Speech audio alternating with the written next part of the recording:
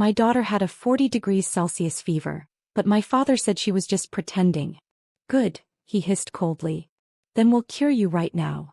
Before I could fully process what he meant, he grabbed the metal basin from the kitchen counter, the one my mother had filled with ice water to cool towels, and dumped the entire thing over my little girl. The water hit her like winter. She screamed. A sharp, terrified sound that didn't belong in a house that was supposed to be family. Her small body jolted on the couch, teeth clattering, pajamas instantly soaked as icy water dripped onto the wooden floor. My mother stood a few feet away, hands frozen in the air like someone had pressed pause on her soul. She didn't move. She didn't speak. My daughter looked at me through tears, her lips trembling, confusion and pain mixing in her fever-glazed eyes. And something inside my chest snapped. I had exactly 1 second to react. My hand moved before my brain did. The sound of the slap cracked through the living room like a gunshot. My father's head jerked to the side, his glasses sliding halfway down his nose as silence flooded the room. For the first time in my life, he looked at me like he didn't recognize me anymore. But I wasn't looking at him. I was looking at the trembling child on the couch, the child he had just humiliated in the name of discipline. And that's when my father slowly turned back toward me, his eyes darker than I had ever seen them before. Then he said something that made the entire room go cold. My father touched the side of his face slowly, like he couldn't quite believe what had just happened. The red mark from my hand was already blooming across his cheek. For a moment, the house was silent except for the soft dripping of water from the couch onto the wooden floor. My daughter Lily was still shaking. Her small fingers clutched the edge of the blanket like it was the only warm thing left in the world. I grabbed the nearest towel and wrapped it around her shoulders. "It's okay," I whispered, though my own voice was trembling. Behind me, my father finally spoke. "You just hit your own father," he said quietly. Not angry. Not shouting. Just cold. I turned slowly to face him. "You poured ice water on a child with a fever," I said. "Why child?" My mother shifted nervously near the kitchen doorway, twisting the hem of her sweater between her fingers like she always did when tension filled the room. "She was pretending," my father said flatly. "Kids exaggerate. Someone has to teach them toughness." Lily coughed weakly behind me. That sound alone was enough to make my chest tighten. I lifted her into my arms. She felt light. Too light. And burning hot despite the freezing water soaking through her clothes. "We're leaving," I said.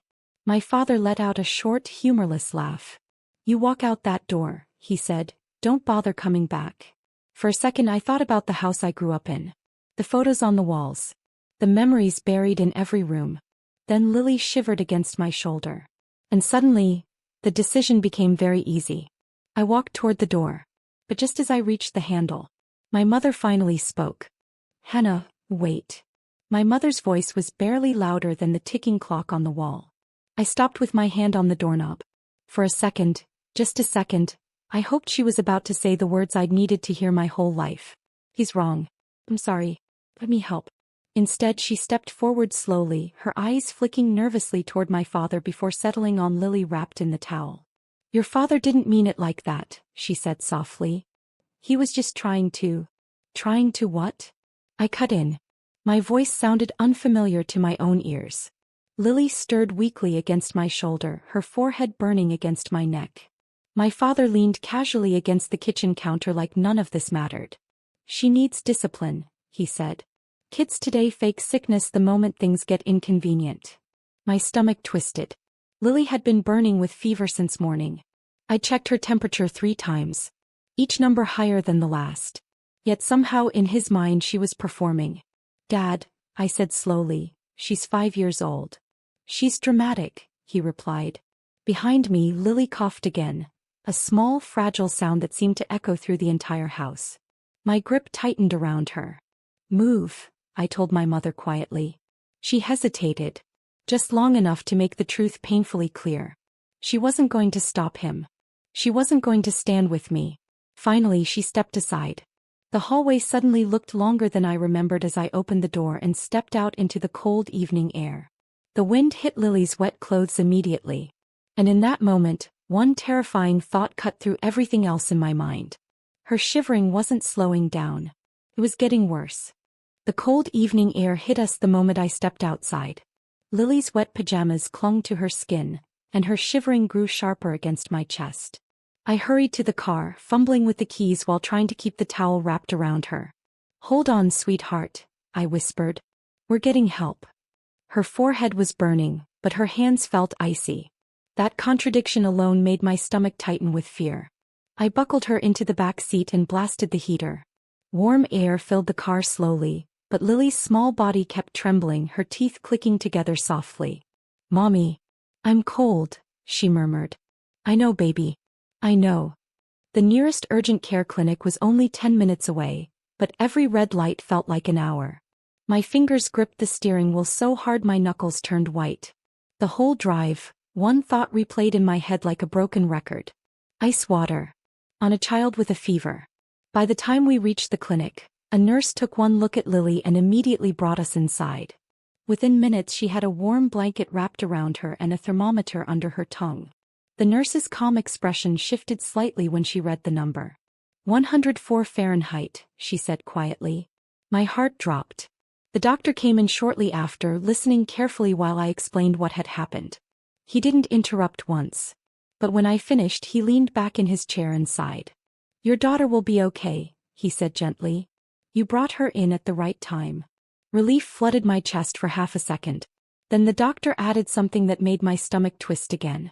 "But I do need to ask, was the person who did that still in the house with other children?" The doctor's question hung in the air for a moment. "But I do need to ask, was the person who did that still in the house with other children?" I shook my head quickly. "No. Just my parents." He nodded slowly, writing something in Lily's chart. His tone stayed calm, professional, but there was a weight behind it that made my chest tighten. "We'll monitor her for a little while," he said. The sudden cold shock didn't help the fever, but the bigger concern is dehydration and stress on her body. Lily lay quietly under a thick hospital blanket now, her cheeks flushed but her shivering finally easing. A nurse placed a small cup of medicine beside her and gave me a reassuring smile. For the first time since the living room I felt like I could breathe again. But the quiet didn't last long. My phone buzzed in my pocket. I pulled it out and saw my mother's name flashing across the screen. One missed call. Then another. Then a message appeared. "Mom, your father is furious. You had no right to raise your hand at him." I stared at the words. A few seconds later another message came through. "Mom, you need to apologize and come home so we can talk like adults." Something inside me went very still. I looked over at Lily sleeping under the warm blanket, her small hand curled around the edge like she was holding on to safety itself. Then my phone buzzed again. This time the message came from my father. Just one line. "Dad, if you don't fix what you did tonight, don't expect this family to help you ever again." I read the message twice. And slowly, a strange calm settled over me. Because my father thought he had just given me a threat. But in that quiet hospital room I suddenly realized something. He had actually given me a choice. I stared at my father's message for a long moment. "Don't expect this family to help you ever again." The words were meant to scare me. My father had always understood exactly where to apply pressure. When I was younger that sentence would have worked. Back then losing the family's approval felt like losing oxygen. But sitting in that quiet clinic room watching Lily sleep under a warm blanket, something inside me shifted. The fear simply wasn't there anymore. Instead I felt clarity. I opened the message thread and typed slowly. "Lily had a 104-degree fever tonight." I paused, then added one more line. "You threw ice water on her." 3 dots appeared under my message as he started typing. Then they vanished. Then appeared again. Finally a reply came. "Kids exaggerate. You're overreacting." I read it once and locked the phone. For years I'd tried to explain things to my father. To make him understand feelings, boundaries, basic kindness. Every conversation had ended the same way. With him convinced he was right and everyone else too soft. But this time felt different. Because now it wasn't just about me. A nurse walked in to check Lily's temperature again. The number had dropped slightly. Relief washed through me, warm and quiet. "You're doing the right thing," the nurse said gently, as if she could see the storm behind my calm face. After she left, I looked down at Lily's tiny hand resting on the blanket. My father believed family meant obedience. But looking at my daughter I finally understood something he never would. Family meant protection. And the next step I was about to take was something my father had never once imagined I'd be capable of doing. I stepped into the quiet hallway and dialed my father. He answered on the second ring. "Hannah," he said sharply, "are you ready to apologize?"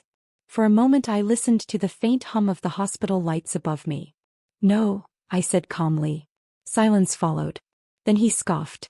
"You're choosing a child's tantrum over your own family." I glanced through the glass door at Lily sleeping under the warm blanket. "She is my family," I replied. Another pause. Longer this time. My father had always believed control was permanent.